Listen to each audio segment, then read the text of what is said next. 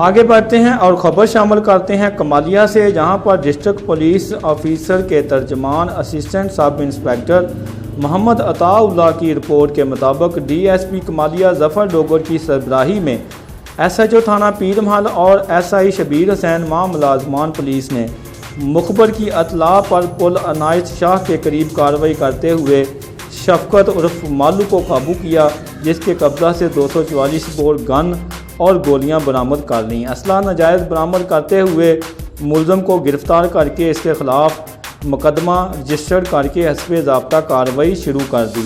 एक और दूसरी कार्रवाई में एसएचओ पीर महल मुलाजमान पुलिस ने दौरान गश्त नहर पुल के करीब गुलाम मुस्तफ़ा वल्द नसीर अहमद को मशकूक पाकर रोका। तलाशी लेने पर मुलज़म के कब्जा से पिस्टल 30 बोर और गोलियां नाजायज़ बरामद हुई, जिस पर मुकदमा दर्ज रजिस्टर्ड किया गया। डीपीओ टोबा राना उमर फ़ारूक ने कार्रवाई करने वाली पुलिस टीम को शाबाश दी है।